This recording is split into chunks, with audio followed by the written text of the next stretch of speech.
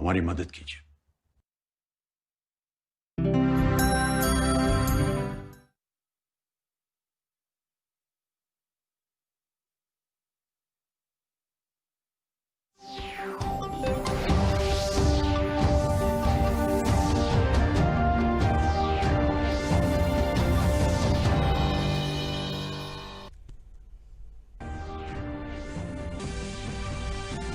प्रधानमंत्री नरेंद्र मोदी और मॉरिशस के प्रधानमंत्री प्रविंद जुगनाथ ने संयुक्त रूप से मॉरिशस के सुप्रीम कोर्ट बिल्डिंग का किया उद्घाटन। पीएम मोदी ने कहा, भारत का मूल उद्देश्य सहयोगियों का सम्मान करना है।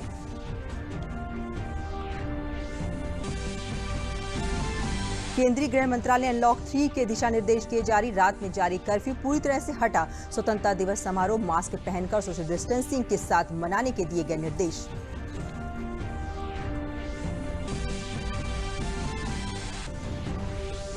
प्रधानमंत्री नरेंद्र मोदी की अध्यक्षता में केंद्रीय कैबिनेट ने शिक्षा नीति में आमूलचूल बदलाव के लिए नई शिक्षा नीति को दी मंजूरी। मानव संसाधन विकास मंत्रालय का नाम अब होगा शिक्षा मंत्रालय।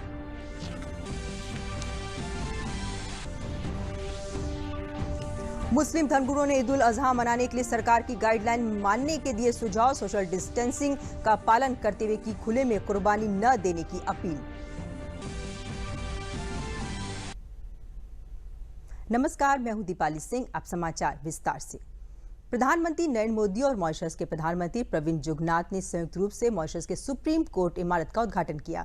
इस मौके पर अपने संबोधन में प्रधानमंत्री नरेंद्र मोदी ने कहा कि विकास में सहयोग को लेकर भारत का मूल सिद्धांत है सहयोगियों का सम्मान करना। उन्होंने कहा कि विकास को लेकर हमारा सहयोग पूर्व शर्तों के बंधन से मुक्त होता है। साथ ही प्रधानमंत्री ने कहा कि भारत सम्मान, विविधता, भविष्य को ध्यान में रखकर और सतत विकास के मद्देनजर विकास की साझेदारियां कर रहा है। For India, the most fundamental principle in development cooperation is respecting our partners. The sharing of development lessons is our only motivation. That is why our development cooperation does not come with any conditions. Mauritius के प्रधानमंत्री ने कोविड-19 से जारी जंग में भारत की सराहना की और कहा कि पीएम मोदी का मॉरिशस में सुप्रीम कोर्ट इमारत में शामिल होना दोनों देशों की एकजुटता को दर्शाता है। मेरा नमस्कार स्वीकार कीजिए। At the outset, I wish to heartily thank Prime Minister Shri Modi ji for demonstrating once again that Mauritius is very close to his heart by accepting to spare some of his precious time to be live with us for the inauguration of the Mauritius new Supreme Court, despite the crisis and urgencies related to the COVID-19 pandemic. I seize this opportunity to convey our solidarity to you and to the government and people of India. केंद्रीय गृह मंत्रालय ने unlock 3 के लिए दिशा निर्देश जारी कर दिया है। 1 अगस्त से होने वाले नए दिशा निर्देशों के मुताबिक आर्थिक और अन्य गतिविधियों को कंटेनमेंट जोन के बाहर और ज्यादा विस्तार दिया गया है। दिशा निर्देशों के मुताबिक रात में जारी कर्फ्यू को पूरी तरह से हटा दिया गया है। स्वतंत्रता दिवस समारोह मास्क पहने जैसे सोशल डिस्टेंसिंग के दिशा निर्देशों का पालन करते हुए मनाया जाएगा। इसके लिए गृह मंत्रालय द्वारा अलग से जारी दिशा निर्देशों का पालन करना होगा। स्कूल, कॉलेज और कोचिंग संस्थान 31 अगस्त तक बंद रहेंगे। योग संस्थान और जिम को 5 अगस्त से शुरू करने की अनुमति है। एसओपी का पालन करना जरूरी होगा। वंदे भारत मिशन के तहत अंतर्राष्ट्रीय उड़ान सेवा जारी रहेगी।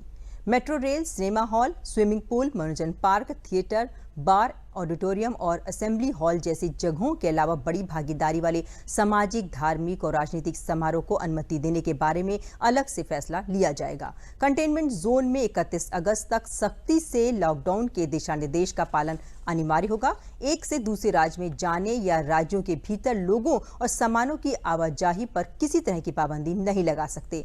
बुजुर्गों और बच्चों को फिर से घर में रहने की सलाह दी गई है। आरोग्य सेतु ऐप को प्रोत्साहित करने के लिए भी कहा गया है। पीएम मोदी की अध्यक्षता में हुई केंद्रीय कैबिनेट की बैठक में देश की शिक्षा व्यवस्था में अमूलचूल बदलाव के लिए नई शिक्षा नीति 2020 को मंजूरी दे दी गई है। इस बहुप्रतीक्षित शिक्षा नीति से न केवल देश में स्कूली और उच्च शिक्षा में अमूलचूल सुधार का रास्ता साफ होगा, बल्कि नए भारत की शिक्षा व्यवस्था में बदलाव का संकल्प व्यक्त किया गया है। इस ऐतिहासिक बदलाव में मानव संसाधन विकास मंत्रालय का नाम बदलकर शिक्षा मंत्रालय कर दिया गया है। नई शिक्षा नीति का उद्देश्य प्री स्कूल से माध्यमिक स्तर तक शिक्षा का सार्वभौमिकरण करना है। इसमें स्कूली शिक्षा से लेकर उच्च शिक्षा तक में अहम बदलाव किए गए हैं। स्कूली शिक्षा अब 10+2 की बजाय 5+3+3+4 के तहत होगी और उच्च शिक्षा में 4 साल के पाठ्यक्रम शुरू हो रहे हैं। वहीं स्कूली शिक्षा में मातृभाषा के प्रयोग के साथ ही मूल्यांकन की प्रणाली भी बदली जा रही है। नई शिक्षा नीति के तहत निजी और सार्वजनिक उच्च शिक्षण संस्थानों के लिए साझा नियम होंगे। अभी अलग अलग संस्थानों के लिए अलग अलग नियम हैं। अब डीम्ड यूनिवर्सिटी और केंद्रीय विश्वविद्यालयों के लिए सामान्य नियम होंगे।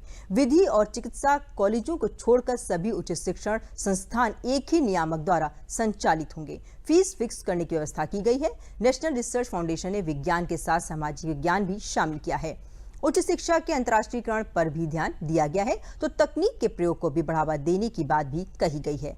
गौरतलब है कि भारतीय अंतरिक्ष अनुसंधान संस्थान यानी इसरो के पूर्व अध्यक्ष के कस्तूरी रंजन की अध्यक्षता वाली समिति ने पिछले वर्ष मानव संसाधन विकास मंत्री रमेश पोखरियाल निशंक को नई शिक्षा नीति का मसौदा सौंपा था। नई शिक्षा नीति के मसौदे को विभिन्न पक्षकारों की राय के लिए सार्वजनिक किया गया था। 22 भाषाओं में ड्राफ्ट रिपोर्ट का अनुवाद किया गया और संसद की समिति में विस्तार से विचार हुआ। न केवल सरकार, राज्य सरकार, शिक्षाविद से बल्कि लोगों से भी राय ली गई। आप नई शिक्षा नीति में क्या चाहते हैं? मंत्रालय को इस पर 2 लाख से अधिक सुझाव प्राप्त हुए हैं। और अब बात करते हैं कोविड-19 की। कोविड-19 के खिलाफ जंग में भारत ने उल्लेखनीय प्रगति हासिल की है। इस महामारी से ठीक हो चुके मरीजों की संख्या 10 लाख को पार कर गई है। केंद्रीय स्वास्थ्य मंत्रालय ने डॉक्टरों समेत सभी स्वास्थ्य कर्मियों की सराहना करते हुए इसे एक मील का पत्थर बताते हुए ट्वीट किया है और कहा है कि कोविड-19 से 10 लाख से ज्यादा ठीक होने के साथ ही भारत ने नया कीर्तिमान स्थापित किया है। यह हमारे डॉक्टरों, नर्सों और अग्रिम पंक्ति के सभी स्वास्थ्य कार्यकर्ताओं के लिए खड़े होकर सराहना करने का अवसर है। यह उनके कर्तव्य और निस्वार्थ त्याग का समर्पण है, जिसकी वजह से बड़ी संख्या में कोविड-19 रोगियों का ठीक होना संभव हो सका। स्वास्थ्य मंत्रालय द्वारा जारी आंकड़ों के मुताबिक मृत्यु दर घटकर 2.21 हो गई है। रिकवरी रेट 64% से ऊपर बना हुआ है। आईसीएमआर ने बताया कि पिछले 24 घंटों में देश भर में 4,40,642 नमूनों का परीक्षण किया गया। जौनपुर में मुस्लिम धर्मगुरुओं ने बकरीद के मौके पर सरकार द्वारा जारी गाइडलाइन का स्वागत किया है। मुस्लिम धर्मगुरु मौलाना सफदर हुसैन जैदी ने लोगों से अपील की कि सोशल डिस्टेंसिंग का पालन करते हुए बकरा ईद का उत्सव मनाएं और खुले में कुर्बानी कतई न दें। उन्होंने कहा कि कोरोना महामारी को देश से खत्म करना है तो केंद्र और प्रदेश सरकार की जारी गाइडलाइन का कड़ाई से पालन करना होगा, तभी देश कोरोना जैसी घातक बीमारी से मुक्त हो पाएगा। उन्होंने लोगों से आह्वान किया कि प्रतिबंधित जानवरों की कुर्बानी न दें। साथ ही उन्होंने लोगों से अपील की कि इबादतगाह में गाइडलाइन के नियमों का पालन करते हुए ही जाएं। साथ ही बकरीद की नमाज अपने घरों में ही अदा करें। लिहाजा तमाम मुसलमानों से गुजारिश ये है कि सोशल डिस्टेंसिंग का पालन करें और अपने चेहरे के ऊपर मास्क लगाए रहें, कुर्बानी करें अकेले और कोशिश करें कि नमाज में अकेले अकेले ही पढ़ें। और अगर 4-5 आदमी जा रहे हैं या अलग अलग जा रहे हैं तो उन तमाम चीज़ों की गाइडलाइन की पालन करें कि जो गवर्नमेंट ने हमारे हवाले की है। खबरदार कानून को अपने हाथ में लेने का मतलब ये होता है कि आप बीमारी को बढ़ावा दे रहे हैं। बीमारी अच्छी चीज़ नहीं है, बीमारी से बचना चाहिए, डरना नहीं चाहिए। लिहाजा हर काम जो भी आप कर सकते हैं इन 2 चीज़ों का लिहाज रखिए, सोशल डिस्टेंसिंग बनाए रखिए और मुंह पे मास्क लगाए रखिए। ईद कीजिए, त्यौहार कीजिए, बकरीद कीजिए, मुहर्रम कीजिए, सब आप काम कर सकते हैं इन 2 बातों का लिहाज रखते हुए।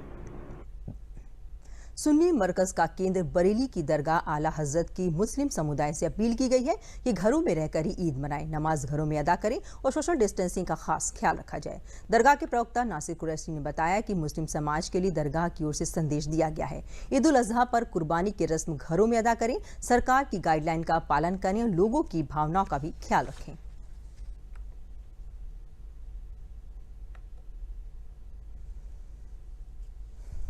1 अगस्त को हमारे मुल्क हिंदुस्तान में ईद उल अज़हा का त्यौहार मनाया जाएगा। लॉकडाउन जारी है, उत्तर प्रदेश में वीकली चल रहा है। इसको लेकर दरगाह अल हज़रत से एक अपील की गई है कि मुसलमान ईद उल अज़हा की नमाज जिस तरह से ईद उल फित्र में घरों में अदा की थी, उसी तरह से ठीक ईद उल अज़हा में भी अपने घरों में नमाज अदा करें। जितनी शासन और प्रशासन ने जितने लोगों को मस्जिद में नमाज़ पढ़ने की इजाज़त दी है, वो लोग मस्जिद में जाकर नमाज अदा कर लें। साथ ही ये ईद हज़रत इब्राहीम अलैहिस्सलाम और हज़रत इस्माईल अलैहिस्सलाम की सुन्नत यानी कि कुर्बानी, जानवरों की कुर्बानी के नाम से याद की जाती है। इस ईद में जानवरों की कुर्बानी दी जाती है, तो इस पर भी दरगाह अल हज़रत से मुसलमानों के नाम अपील जारी की है कि वो लोग जानवरों की कुर्बानी खुशदिली के साथ करें, लेकिन इस बात का खुसूसन ख्याल रखें कि कुर्बानी हरगिज़ खुले में ना दें। जनपद सोनभद्र के बाल सुरक्षा गृह में रह रही निराश्रित बच्चियां मानवीय मूल्यों का उदाहरण पेश कर रही हैं। ये बच्चियां जिला जेल में निरुद्ध बंदी भाइयों के लिए राखी तैयार करने में लगी हैं, जो अभी तक 1000 राखियां बना चुकी हैं। बाल सुरक्षा गृह में रहने वाली इन बच्चों को कभी पारिवारिक माहौल और प्यार नहीं मिला। जब कभी कोई त्यौहार आता तो ये बच्चियां पूरे रलक के साथ इस त्यौहार को मनाने में जुट जाती हैं। रक्षाबंधन पर बच्चियां अपने भाइयों को याद कर रही हैं। निराश्रित बच्चियां न सिर्फ राखी तैयार कर रही हैं, बल्कि पूरी लगन और भाई बहन के पावन पर्व रक्षाबंधन को निष्ठा के साथ भाइयों की कलाई पर भी बांधना चाहती हैं। जिला प्रोबेशन अधिकारी डॉक्टर अमरेंद्र पोत्सायन ने बताया कि रक्षाबंधन के दिन ये राखी जिला जेल भेजी जाएंगी, जहां निरुद्ध कैदियों को बांधी जाएंगी। हमारे बालगृह बालिका में आवासित जो निराश्रित बच्चियां हैं, उन्हें आज तक पारिवारिक माहौल नहीं मिला, और जब कोई त्योहार आता है तो त्योहार के प्रति उनके मन में जो उल्लास है, और खास करके रक्षाबंधन तो ऐसे भाई बहन का त्यौहार है जहां हर बहन का सपना होता है कि हमारे भाई के कलाई पर रक्षाबंधन के पावन अवसर पर रक्षा सूत्र जरूर बंधे। इसी को दृष्टिगत रखते हुए हमारी बालगृह बालिका सोनभद्र की बालिकाएं जो बालगृह बालक में निराश्रित बच्चे रह रहे हैं, उनको ध्यान में रख करके, और स्पेशली उनका एक कहना था कि जो जिला कारागार में कैदी हैं वो अपने परिवार से अलग हैं, उनके कलाई पर इस पावन अवसर पर हमारी राखी जाए, और इसी उद्देश्य से वो 1000 राखी का निर्माण की है। मैं प्रयास करूंगा कि उस दिन, उस रक्षा बंधन के दिन, उस राखी को उन तक जरूर पहुंचा करके उनको बनवाएं। बेटी बचाओ बेटी पढ़ाओ अभियान के तहत आज विकास भवन बहराइच में आयोजित सम्मान समारोह में हाई स्कूल इंटरमीडिएट परीक्षा में सर्वाधिक अंक हासिल कर पास होने वाली बालिकाओं को सहकारिता मंत्री मुकुट बिहारी वर्मा द्वारा सम्मान पत्र उनके खाते में 5-5 हजार रुपए भेजकर प्रोत्साहित किया गया। सहकारिता मंत्री ने कहा कि आज खराब मौसम के कारण हाई स्कूल और इंटरमीडिएट की मेधावी छात्राओं को सम्मानित कर उनका मनोबल शिक्षा के प्रति बढ़ाया गया है। उन्होंने कहा कि बहुत जल्द विधानसभा कैसरगंज में भी एक बड़ा कार्यक्रम आयोजित कर जिले भर की मेधावी छात्राओं को सम्मानित किया जाएगा। जनपद के मेधावी छात्र, उनका प्रोत्साहन, उनको प्रोत्साहित करने के लिए, उनका मन बढ़ाने के लिए ये कार्यक्रम है, और उसमें पूरे प्रदेश, पूरे जिले की जितने मेधावी छात्र आए हैं उन्हें छांट कर श्रेष्ठ उनको हम सम्मानित करेंगे। और ऐसा ही कार्यक्रम अपनी विधानसभा में यहाँ के जो मेधावी छात्र हैं उनको एक दिन कार्यक्रम कैसरगंज में करेंगे मेधावी छात्रों। मथुरा में जिलाधिकारी आवास से कुछ ही दूरी पर स्थित राजकीय बाल संप्रेषण गृह से 14 बाल कैदी फरार हो गए। घटना बुधवार की रात करीब 2:30 की है। 14 बाल कैदी संप्रेषण गृह की खिड़की को तोड़कर वहां से भाग निकले। संप्रेषण गृह पर तैनात गार्ड ने पुलिस को सूचना दी। सूचना मिलते ही पुलिस टीमें फरार हुए बाल कैदियों को खोजने के लिए लग गई हैं। पुलिस टीमों ने गुरुवार की सुबह होने तक 7 किशोरों को पकड़ लिया है। अभी 7 किशोर फरार हैं। वरिष्ठ पुलिस अधीक्षक गौरव ग्रोवर ने बताया कि भागे हुए बाल कैदियों को ढूंढने का प्रयास किया जा रहा है। बाल संप्रेषण गृह में किशोरों की संख्या की गिनती भी कराई जा रही है। पुलिस को अंदेशा है कि किशोरों को भागने की संख्या ज्यादा हो सकती है।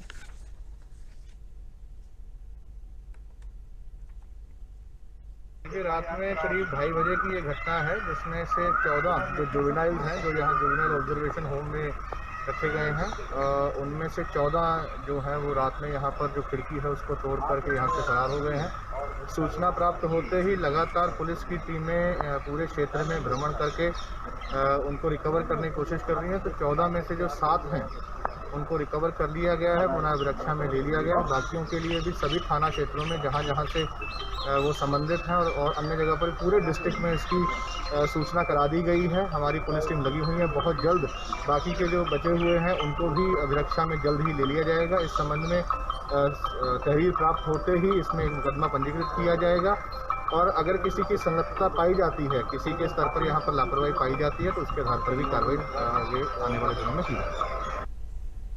2020 में पुलिस भर्ती बोर्ड द्वारा भर्ती किए गए 16,000 पीएसी के जवानों की आज पासिंग आउट परेड पूरे प्रदेश में आयोजित की गई। लखनऊ के 35वीं बटालियन पीएसी ग्राउंड पर आयोजित परेड की सलामी अपर पुलिस महानिदेशक पीएसी विनोद कुमार सिंह ने ली। पासिंग आउट जवानों ने अपनी प्रतिभा का प्रदर्शन परेड के दौरान किया। इस अवसर पर श्री विनोद कुमार सिंह ने जवानों को संबोधित करते हुए कहा कि आप लोगों के पीएसी से जुड़ने के बाद पीएसी को और बल मिलेगा। उन्होंने 35वीं बटालियन पीएसी की भी खूब सराहना की।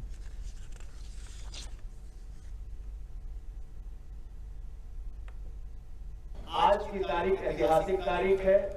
पीएसी में 16,150 कांस्टेबल्स जो नव भर्ती हुए, आज प्रशिक्षण पूर्ण करने के पश्चात 66 इकाइयों में 26 पीएसी की इकाइयां आरटीसी, 39 डिस्ट्रिक्ट की आरटीसी ट्रेनिंग सेंटर्स और 1 पीटीसी जालौन।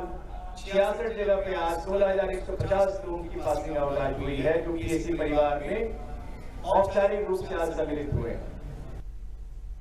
कोरोना संक्रमण के दुष्प्रभावों को न्यूनतम करने के उद्देश्य से प्रवासी जनों को विभिन्न सरकारी एजेंसियां कम अवधि के प्रशिक्षण कार्यक्रम संचालित कर रही हैं।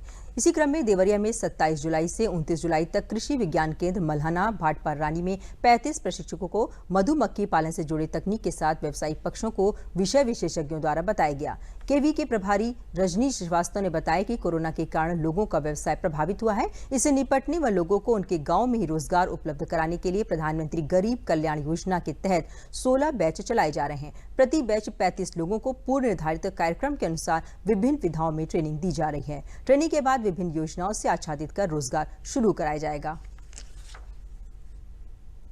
मैं रजनीश श्रीवास्तव, प्रभारी कृषि विज्ञान केंद्र देवरिया। हम आज वैश्विक महामारी से कोरोना से देश जो जूझ रहा है उसमें प्रधानमंत्री द्वारा गरीब कल्याण रोजगार अभियान कार्यक्रम चलाया गया, जिसमें प्रवासी श्रमिकों को कृषि से संबंधित या उनसे जुड़े व्यवसायों पर प्रशिक्षण देना है। इस तहत हमारे कृषि विज्ञान केंद्र द्वारा कुल 16 प्रशिक्षण देने हैं, जिसमें हर प्रशिक्षण में 35 प्रतिभागी भाग लेंगे। इस प्रकार कुल 560 प्रशिक्षणार्थियों को प्रशिक्षण दिया जाएगा। ये कार्यक्रम कुल 125 दिन का है जो लगातार चलेगा। हर हफ्ते में एक ट्रेनिंग का प्रोग्राम, कुल मिलाकर के 16 प्रोग्राम करने हैं। तो मधुपालन सीखने के लिए मैं यहाँ पे आया बनकटा में। यहाँ आने के बाद से बहुत से एक्सपर्ट लोग थे जो इसके बारे में बता रहे थे कि मधु कैसे पालें, तो बताया तो मुझे अच्छा लगा। तो जब यहाँ पे आए तो सबसे पहले कृषि विज्ञान केंद्र वाले जो सर थे उन्होंने मुझे मास्क दिया, सैनिटाइजर दिया और रहने का पूरा व्यवस्था दिया, कुर्सी उर्सी दिया, रूम में बैठाए, खाना वाना भी खिलाए और उसके बाद से यहाँ पर ट्रेनिंग दिया गया। तो बहुत अच्छे से हमें शिक्षित किया गया और बताया गया कि कैसे मध पालें और मुझे जानकारी मिली, बहुत अच्छा लगा। मैं गाजियाबाद कंपनी में काम करता था। कोरोना महामारी की वजह से वो कंपनी बंद हो गया, जिससे हम अपने गांव चले आए और यहाँ आकर हम बेरोजगार हो गए। मुझे पता चला कि कृषि विज्ञान केंद्र मल्हाना में के मधुमक्खी पालन का शिक्षा प्रशिक्षण चल रहा है। वहाँ पर हम आए और 27 से 29 तारीख तक 3 दिन का प्रशिक्षण जो है विशेषज्ञों द्वारा ग्रहण कीजिए और मैं शिक्षा ग्रहण करके इससे मैं अपने गांव में व्यवसाय खोलना चाहता हूं। इससे 2-4 लोगों को और जोड़ना चाहता हूं। इसके लिए मैं श्री माननीय प्रधानमंत्री नरेंद्र मोदी जी को लाख लाख धन्यवाद देता हूं। जंग आज़ादी में जनपद फतेहपुर का अहम योगदान रहा है। फतेहपुर के शहबाजपुर गांव में जहां 60 क्रांति दूतों ने अंग्रेजी हुकूमत से लोहा लिया। अंग्रेजों भारत छोड़ो आंदोलन समेत विभिन्न आंदोलनों में भाग लेते हुए कई बार जेल यात्राएं भी की। अपने पिता स्वतंत्रता संग्राम सेनानी गजोधर प्रसाद व उनके साथियों के बारे में बताते हुए रामशरण पटेल ने बताया कि पिताजी गांधी जी से प्रभावित थे, कई बार जेल भी गए। प्रधानमंत्री इंदिरा गांधी ने स्मरणीय योगदान के लिए 15 अगस्त 1972 को इन्हें ताम्र पत्र से सम्मानित भी किया था। स्वतंत्रता संग्राम सेनानी जयदेव सिंह के पुत्र जयराम सिंह ने बताया कि सेनानी के परिवार के सदस्य होना हमारे लिए गर्व की बात है। जंग आज़ादी में जनपद फतेहपुर के लगभग 1000 स्वतंत्रता संग्राम सेनानियों ने अपना योगदान दिया था। वहीं स्वतंत्रता संग्राम सेनानी का परिवार लॉकडाउन के दौरान सरकार के द्वारा चलाई जा रही विभिन्न कल्याणकारी योजनाओं से खुश है। संकट की इस घड़ी में सरकार की विभिन्न योजनाओं के माध्यम से आमजन का विशेष ध्यान दे रही है, जो कि साहसिक और सराहनीय है। अंग्रेजों के खिलाफ बिगुल फूंका था इन्होंने आज़ादी के लिए, और उसके बाद फिर 6 महीने बाद इनके रिटर्न आए हैं। उसके बाद फिर दोबारा जो है इन्होंने उनको फिर गिरफ्तार किया गया था, दोबारा फिर जेल गए थे। तो इस तरह से करीब पूरा ये 11 महीने और 27 दिन जेल पे काटी हमने। ये कि देश प्रेम की भावना से ओतप्रोत रहे, कोई इधर उधर के गलत सलत काम न करें। और इस संकट से इन लोगों ने हमको जो है आज़ादी दिलाई है, तो वो आज हम सदैव आज़ाद रहें। कार्यक्रम ऐसे लोग मांग करें जिससे कि कभी हमारा देश फिर पराधीनता की ओर न बढ़े। तो देखो, इन्होंने देश के लिए किया ही, हम लोगों के लिए किया, पूरे उसके लिए किया।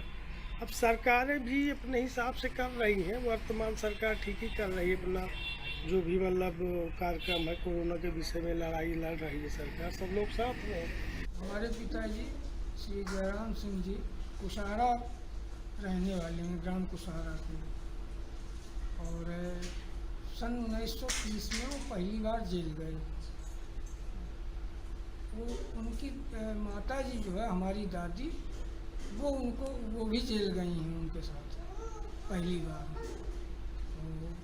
और गांधी जी जब गंदगी आए तो यहीं उनसे मुलाकात हुई, और यहीं से उनको जो है देशभक्ति का वो हुआ। हमारी केंद्र व राज्य की सरकारों ने जिस प्रकार से कार्य गरीबों के लिए किया है, अगर इस प्रकार से अभूतपूर्व कार्य नहीं किए जाते तो हो सकता है गरीब के मजदूर तबके के लोग, उनके लिए बड़ी परेशानी खड़ी हो जाती है। सरकार ने जो भी कार्य किया है वो बहुत ही सराहनीय है, और सभी को अनाज फ्री में देना, सभी को मनरेगा में कार्य देना और विभिन्न प्रकार की योजनाओं का लाभ देना, ये हमारी केंद्र और राज्य की सरकारें जो कर रही हैं वो बहुत ही सराहनीय है। हम मोदी जी के नेतृत्व में कोरोना की बीमारी से बहुत ही जल्द निजात पा सकेंगे, ऐसा हम सभी ग्रामवासी उम्मीद करते हैं।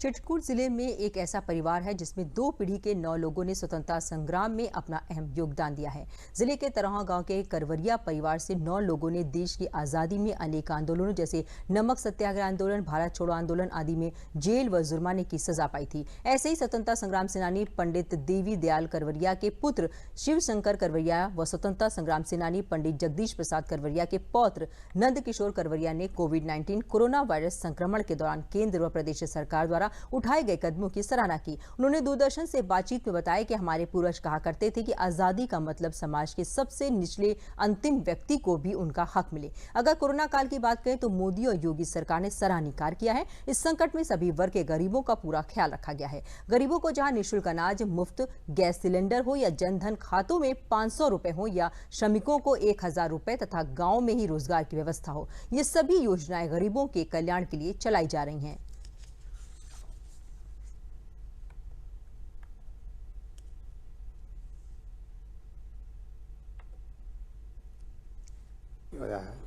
हमारे यहाँ से लगभग 800 लोग स्वतंत्रता संग्राम करवैया परिवार से रहे, और मेरे पिताजी श्री दीनदयाल जी करवैया और उनके पिताजी श्री मुरलीधर करवैया वो भी स्वतंत्रता संग्राम सेनानी रहे, और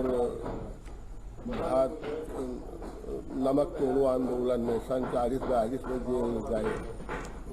समय मोदी सरकार गरीबों के लिए बहुत कुछ कर रही है, काफ़ी प्रयत्नशील है, और गरीबों को भी उन्होंने राशन दिए हैं दिसंबर तक के लिए। मेरे परिवार से तो 9-10 लोग हैं जो खाली मेरे ही परिवार से फ्रीडम फाइटर रहे, जिसमें मेरे बाबा के पिताजी पंडित राम भौरी करवरिया, पंडित जगदीश प्रसाद करवरिया, पंडित मुरलीधर करवरिया, पंडित जगन्नाथ करवरिया, ऐसे तमाम फहरिस्त में नाम है जो मेरे ही परिवार से रहे, और उन्होंने इस देश के लिए बहुत सा योगदान दिया और बहुत सी लड़ाइयाँ लड़ी और बहुत सा सहयोग दिया इस देश को। सरकार ने इस महामारी से लड़ने के लिए जो अपना सर्वस्व निछावर किया है या सरकार की पूरी शक्ति लगा रखी है, उसके आधार पर ये कहा जा सकता है कि बहुत संतोषजनक और सही दिशा पर बढ़ते हुए कदम हैं। जैसे कि देखिए सारे समाज को, सारे गरीब लोगों को सिलेंडर देना, अनाज देना, फ्री ऑफ कास्ट अनाज वितरित करना, लोगों को तमाम तरह से हॉस्पिटल तैयार करना और हॉस्पिटल की बहुत सारी सुविधाएं जो जिस पे पूरा शासन प्रशासन तंत्र लगा हुआ है। तो ऐसी परिस्थिति को देखते हुए सरकार की तो एक भी त्रुटि नहीं दिखाई दे रही। बुंदेलखंड के जनपद हमीरपुर मुख्यालय में आजादी की लड़ाई में अहम भूमिका निभाने वाले प्रभु दयाल चक, जिनके परिवारजन ने केंद्र सरकार की योजनाओं और नीतियों को देश व देशवासियों के लिए कारगर बताया। स्वतंत्रता संग्राम सेनानी भोला प्रसाद चक के पुत्र प्रभु दयाल चक ने आजादी की लड़ाई में अहम योगदान दिया। भोला प्रसाद चक एक अच्छे व्यापारी थे। इन्हीं के घर में 1915 में प्रभु दयाल चक का जन्म हुआ। प्रभु दयाल ने हिंदी में मिडिल की परीक्षा पास की। विद्यार्थी जीवन में भी इनके अंदर संघर्ष का छात्र जाग उठा था और ये आजादी के संघर्ष में कूद पड़े। 1941 के व्यक्तिगत सत्याग्रह आंदोलन में इन्होंने पूरे मनोयोग से भाग लिया, जिसके फलस्वरूप चक को 1 वर्ष की कठोर सजा व 25 रुपए जुर्माने का दंड मिला था। जुर्माना अदा न कर पाने पर चक को 1 माह की अतिरिक्त सजा दी गई थी। यह हर आंदोलन की पूर्व सरकार को नोटिस देते थे, तब बाद में जमकर संघर्ष करते थे। 1942 के भारत छोड़ो आंदोलन में उनकी जुझारू भूमिका रही। उनके 2 लड़के, बहू, नाती व पोते बुंदेलखंड के जनपद हमीरपुर मुख्यालय के कालपी चौराहे में निवास करते हैं। कोविड-19 जैसी महामारी के प्रकोप के चलते केंद्र सरकार द्वारा चलाई जा रही योजनाओं को प्रभु दयाल चक के परिवारिक जनों ने संजीवनी के रूप में बताया है। कॉलेज के प्रोफेसर है, उन्होंने ये लिखा हुआ है कि इनका जन्म 1915 में हुआ था कठारा गांव में, और जो है इन्होंने 12 सरपरस्तों के साथ जो है मतलब जो आंदोलन किया और रेल की पट्टी उखाड़ी और जो है यातायात बाधित किया सरकार के खिलाफ में, और इसकी वजह से इनको जो है 1941 में 2 वर्ष का कठिन कारावास हुआ और उस वक्त 25 वर्ष जुर्माना भी हुए थे। ऐसा देश को पीएम मिला हुआ है, देश को प्रधानमंत्री मिला हुआ है, मोदी जैसा प्रधानमंत्री अभी तक ना। भले ही पंडित जवाहरलाल नेहरू हुए, लेकिन इतने कारगर देश की इतने हितकारी नहीं है जितने माननीय जो है मोदी जी हुए। और मुख्यमंत्री में तो उसके पहले भी हुए हैं, लेकिन जितने कारगर, जितने सफल जो है आपके योगी जी है, और इनका जो कार्यकाल है बहुत सराहनीय है। परमात्मा से ही प्रार्थना करता हूँ कि देश को ऐसे ही पीएम और ऐसे ही सीएम मिलते रहें। किसानों के लिए कृषि मंत्रालय का प्रत्येक संस्थान अपना योगदान दे रहा है, क्योंकि प्रधानमंत्री की सोच है कि किसानों की आय दोगुनी करनी है। किसानों के लिए वाराणसी स्थित सब्जी अनुसंधान संस्थान ने हरी मिर्च पाउडर का शोध किया है।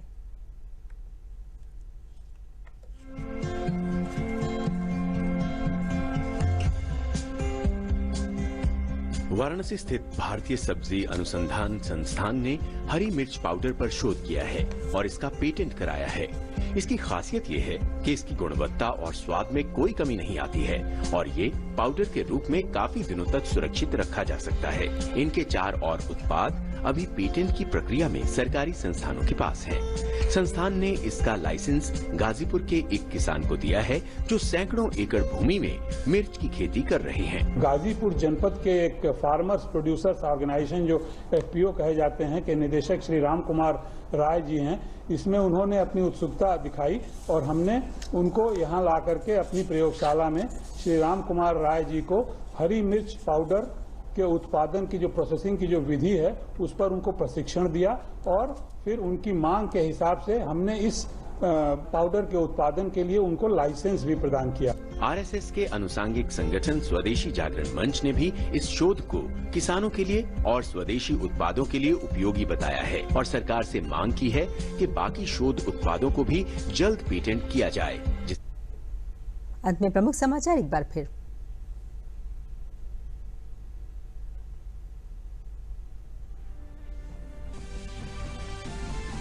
प्रधानमंत्री नरेंद्र मोदी और मॉरिशस के प्रधानमंत्री प्रविंद जुगनाथ ने संयुक्त रूप से मॉरिशस के सुप्रीम कोर्ट बिल्डिंग का किया उद्घाटन। पीएम मोदी ने कहा, भारत का मूल उद्देश्य सहयोगियों का सम्मान करना है। केंद्रीय गृह मंत्रालय ने अनलॉक 3 के दिशा निर्देश किए जारी। रात में जारी कर्फ्यू पूरी तरह से हटा। स्वतंत्रता दिवस समारोह मास्क पहनकर सोशल डिस्टेंसिंग के साथ मनाने के दिए निर्देश।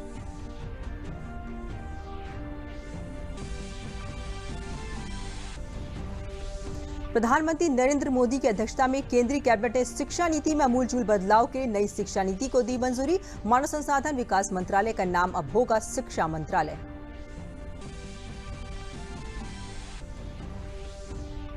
मुस्लिम धर्मगुरुओं ने ईद उल अजहा मनाने के लिए सरकार की गाइडलाइन मानने के दिए सुझाव। सोशल डिस्टेंसिंग का पालन करते हुए की खुले में कुर्बानी न देने की अपील।